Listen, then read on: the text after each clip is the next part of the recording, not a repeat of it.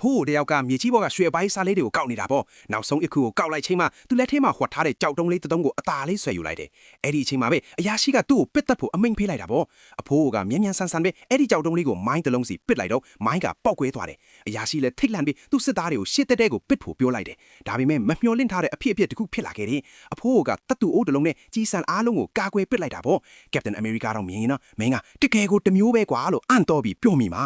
အဖိုးကိုတေးလောက်ပြီးလို့ထင်ပြီးတော့အရာရှိကပစ်ခတ်မှုရက်ခိုင်းပြီးစစ်သားတယောက်ကိုသွားစစ်ခိုင်းလိုက်တယ်ဒါပေမဲ့အဲ့ဒီစစ်သားမရောက်ခင်မှာပဲမိုင်းတလုံးကပွင့်ထွက်လာပြီးချက်ချင်းတေသွားခဲ့တယ်အဲ့ဒါနဲ့အရာရှိကစစ်သားနှစ်ယောက်ကိုဘေးနှစ်ဖက်ကနေထပ်လွတ်လိုက်ပေမဲ့3စက္ကန့်တောင်မခံပဲတေသွားပြန်ရောသူလူတွေတေနေတာမြင်တော့အရာရှိကအမျိုးသမီးအကျဉ်းသားနှစ်ယောက်ကိုလမ်းရှင်းသေးဖို့မျှော်လင့်ပြီးရှေ့ကိုတွန်းပို့လိုက်တယ်အဲ့ဒီချိန်မှာအဖိုးကတော့အရင်ဒီကလစ်ပြေးနေပြီးသူလည်းပင်ပန်းလွန်းလို့ပြက်နေတဲ့တက်ကစီအောက်မှာလဲလျောင်းနေလိုက်တယ်တန်ရာကိုခါဘက်နဲ့စီးပြီးစိတ်မပါပဲကြည်စမ်းကိုကိုယ်တိုင်ဆွဲထုတ်ပစ်လိုက်တယ်နာကျင်မှုကအယမ်းပြင်းထန်လွန်းလို့သူမေ့မျောသွားခဲ့တယ်အဲ့ဒီချိန်မှာရန်သူစစ်သားတွေကလီးကျင့်ထားတဲ့ခွေးတွေနဲ့အတူသူ့အနားကိုရောက်လာကြပြီအဖိုးကလည်းသူတို့အတန်ကြားတော့နိုးလာတယ်ရွှေတွေကိုအမြန်ကောက်ပြီးကားအောင်မှာပြန်ပုံးလိုက်တယ်စစ်သားတွေကတော့သူ့ကိုမမြင်ဘူးဒါပေမဲ့ခွေးတကောင်ကတော့သူ့သွေးနှံကိုရသွားခဲ့တယ်အဖိုးကရန်သူချစ်ကားအောက်ကိုသွားပြီးဓာတ်နဲ့စီတိုင်ကြီးကိုခွေးလိုက်ကသူ့ကိုယ်ပေါ်ကိုဓာတ်စီတွေလောင်းချလိုက်တယ်ဒါကသူ့အနံ့ကိုဖုံးနိုင်လိမ့်မယ်လို့ထင်ခဲ့ပေမဲ့မှားသွားခဲ့တယ်ခွေးကဓာတ်စီနံ့ကိုပါရသွားပြီးဟောင်တော့တာကိုစစ်သားတွေလည်းကားကိုရပ်ပြီးအဲ့ဒီနေရာကိုရှာတော့တယ်အခွင့်ရေးရတာနဲ့အဖိုးကမစ်ဘက်ကိုပြေးတော့ခွေးကသူ့ကိုထပ်မြင်ပြန်တယ်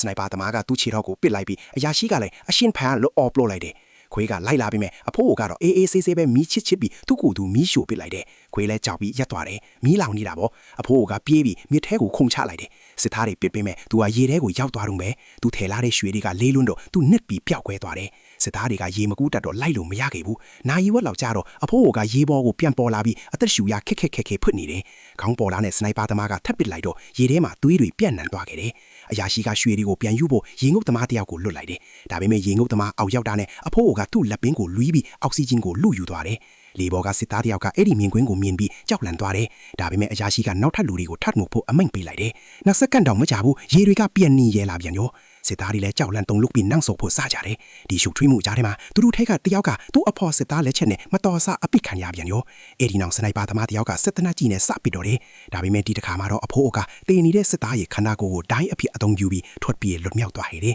အရာရှိကတော့အရာအလုံးကိုထိတ်လန့်တုန်လုစွာကြည့်နေခဲ့တယ်အဲ့ဒီချိန်မှာပဲအဖိုးကိုရွေးကိန်းငွေခွေးလေးပြန်ရောက်လာတော့အရာရှိမှာအကြံတစ်ခုရသွားတယ်ဒီခွေးကိုအသုံးပြုပြီးအဖိုးကိုခြေရခံရှာဖွေမိပေါ့